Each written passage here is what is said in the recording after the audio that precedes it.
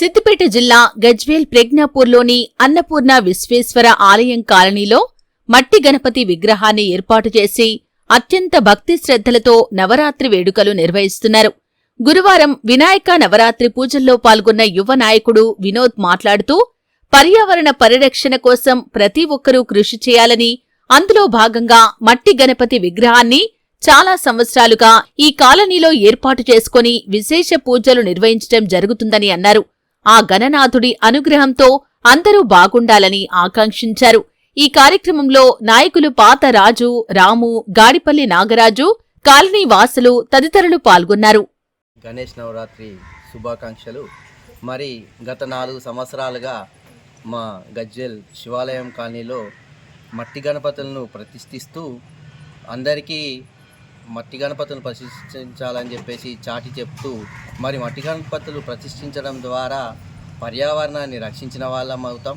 చెరువులు, కుంటలలో plaster of Paris వాడి వేసేటువంటి గణపతుల వల్ల చెరువులు, కుంటలలో జీవించేటువంటి జీవులకు హానికరమైన రోగాలు రావడం వల్ల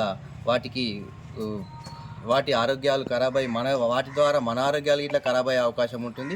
గత 4 సంవత్సరాల నుంచి శివాలయం కాసులమందరం ఒక నిర్ణయానికి వచ్చి మట్టి గణపతినే ప్రతిష్ఠించాలని చెప్పేసి దానినే 4 సంవత్సరాలుగా మేము కొనసాగిస్తున్నాం.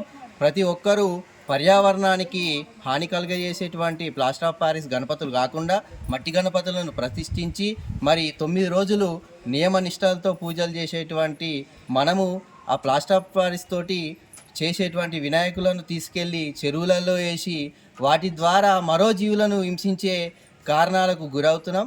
సో అట్లాంటి చేయకుండా మనమందరం మేల్కొని పర్యావరణ రక్షకులుగా మారి చేసే ఏ పనైనా పర్యావరణ హితం కోసం చేసే విధంగా ఉండాలని చెప్పేసి మీ అందరికీ ఇది తెలియజేస్తున్నాం.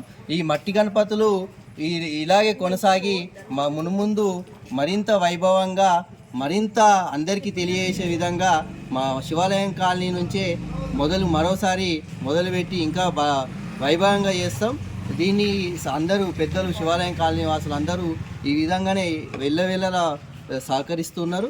వారందరికీ మరొకసారి కృతజ్ఞతలు తెలియజేస్తూ ఉన్నాం. ఈ సందర్భంగా మరొకసారి అందరికీ గణేష్ నవరాత్రి శుభాకాంక్షలు తెలియజేస్తూ, ఈ గణేష్ నవరాత్రి సందర్భంగా ఎట్లాంటి అవాంఛనీయ సంఘటనలు జరగకుండా అందరూ సాయంత్రం 6-7 గంటల లోపే గణపతులను కదిలించి వైభవంగా గజ్వేల్ మొత్తం వైభవంగా జరిగేటట్టు శోభయాత్రలు నిర్వహించి కన్నుల పండుగగా గజ్వేల్లో వినాయక ఉత్సవాలు